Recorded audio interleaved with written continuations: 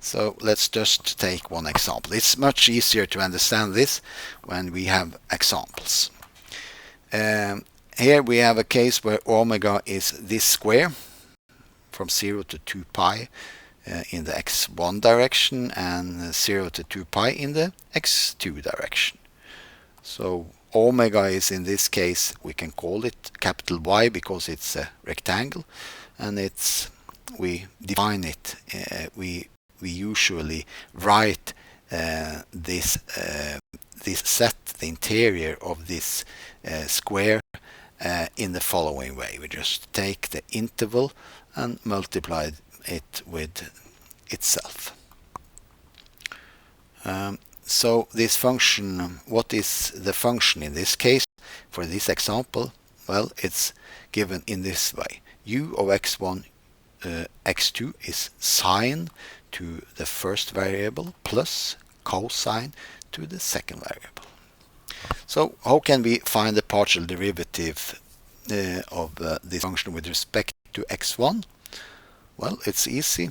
Partial derivative of this guy, sine to x1 with respect to x1 is just cosine x1.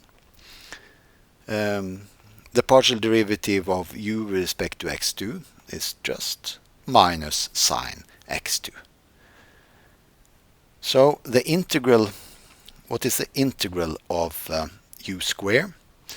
Well, we just take sine x1 plus cosine x2 square of this, and it's possible for us now, we don't need to compute this integral, but we know that each of these functions are less than 1. So this is enough for us, that this is less to some constant. So we know that this integral must be less than the integral of the constant 1 plus 1, which is 2 square 4. So this is equal to the integral of 4. The integral of 4 is just the integral. We could put 4 in front of the integral sign, and we have 1 inside here. So the integral of 1 is just the area, in this case, of omega. And the area of omega is 2 pi square. So then we find that this value is 16 square pi, which is of course less than infinity. So we have concluded that this integral is less than infinity, and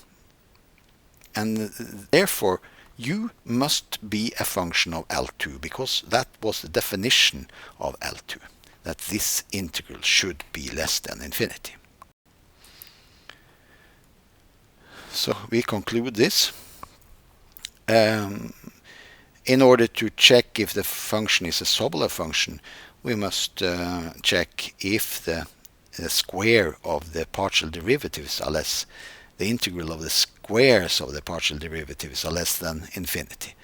So let's do this. We have the integral of this is equal to the integral of, well, we just insert this value in here.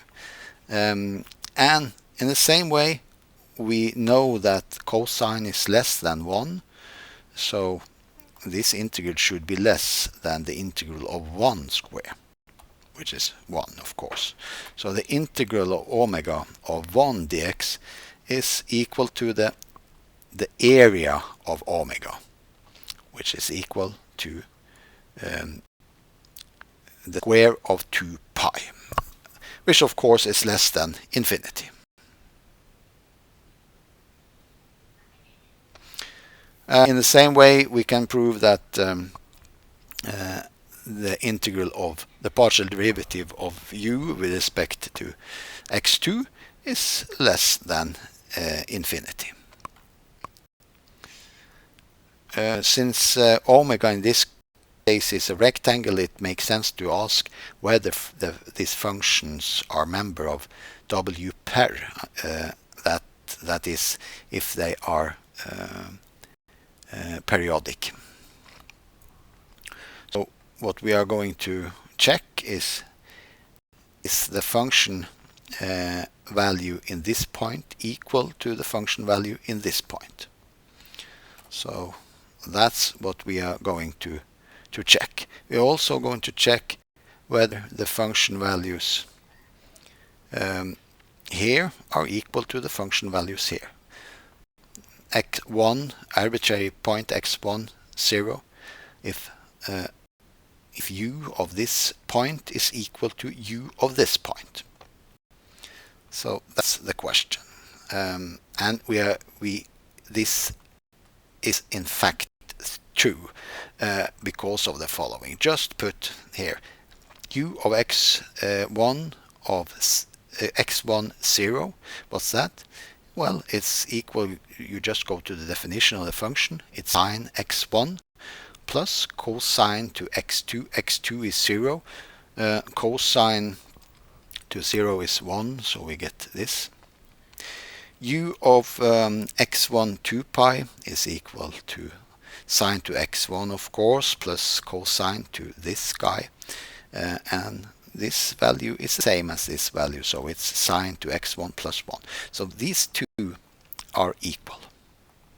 In the same way, we prove that u of 0 x1 is equal to sine of 0 plus cosine of x2. Sine to 0 is just 0, and cosine to x2 is we just keep it. Moreover, u of 2 pi x2 is equal to sine 2 pi plus cosine to x2, which is equal to 0 plus cosine to x2. So we also prove this, that these two functions, these two values are equal for any value of x2.